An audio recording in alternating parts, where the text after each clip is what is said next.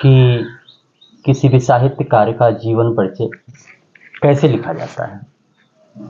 हमने ये भी कहा था कि उसी आधार पर हम किसी साहित्यकार का जीवन परिचय लिख के बताएंगे।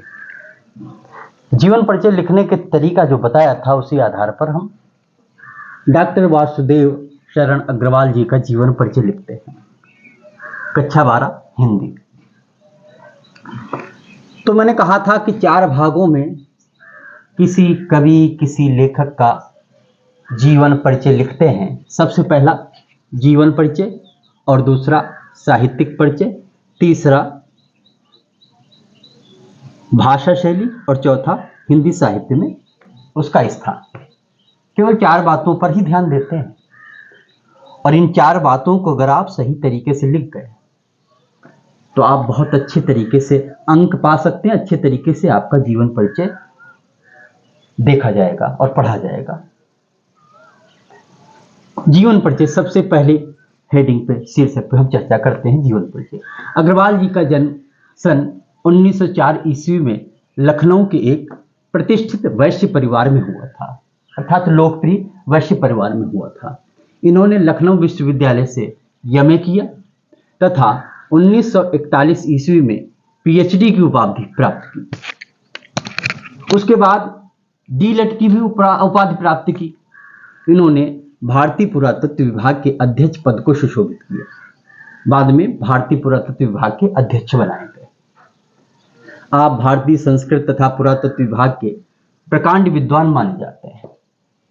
सन 1967 ईस्वी में अग्रवाल जी का निधन हो गया, अर्थात स्वर्ग सिधार। ये हो गया आपका एक भाग, जिसमें हम किसी लेखक या साहित्यकार के जीवन के परिप्रेक्ष्य में बताते हैं। दूसरा है साहित्यिक परिचय। इसमें क्या लिखेंगे? डॉक्टर अग्रवाल जी ने पुरातत्व को ही अपना मूल विषय बनाया।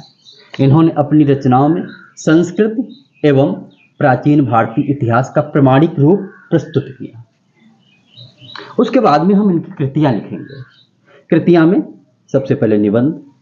ये एरो इसलिए बनाया कि ये निबंध हम हेडिंग नीचे डालेंगे, ठीक है।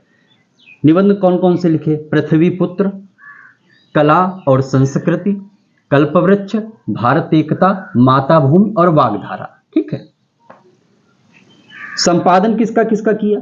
जायसी कृति, पद्मावत की संजीवनी व्याख्या, अर्थात जायसी ने जो पद्मावत लिखा है उसकी संजीवनी व्याख्या की इन्होंने। दूसरा, बाण भट्ट के हर्ष चरित का सांस्कृतिक अध्ययन प्रस्तुत किया है इन्होंने, ठीक है। शोध पाणिनि कालीन भारत का इन्होंने शोध किया है कि पाणिनि कालीन भारत कैसा था, उसको प्रस्तुत किया है। तीसरी, हम भाषा शैली पर प्रकाश डालते हैं। भाषा शैली कैसी थी? भाषा शैली अलग अलग दोनों चीजें होती। भाषा के अंतर्गत किस भाषा का रचनाकार ने प्रयोग किया, और शैली के अंतर्गत उस भाषा को उसने किस तरह से प्रस्तुत किया, क्योंकि प्रत्येक साहित्यकार, प्रत्येक लेखक की अपनी शैली होती है।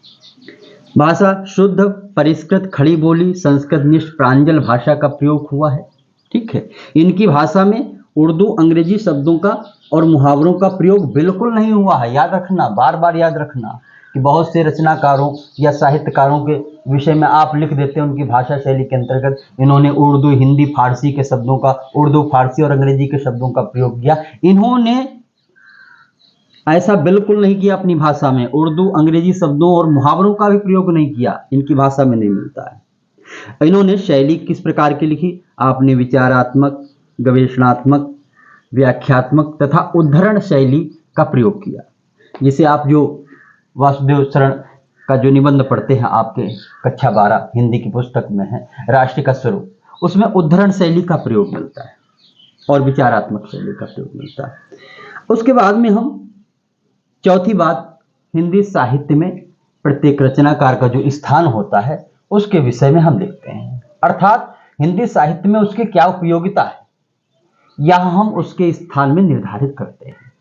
तो लिखिए, अग्रवाल जी का हिंदी के अंतर्गत पांडित्यपूर्ण एवं सुललित निबंधकार के रूप में प्रसिद्ध है। अग्रवाल जी हिंदी के अंतर्गत पांडित्यपूर्ण एवं सुललित अर्थात रोचक निबंधकार के रूप में ये प्रसिद्ध है। पुरातत्व अनुसंधान के क्षेत्र में आपकी क्षमता कर पाना कठिन है। पुरातत्व विभाग को इन्होंने जो कुछ दिया है उसकी समानता नहीं की जा सकती है। आगे, आप मौलिकता एवं विचारशीलता के लिए सदैव याद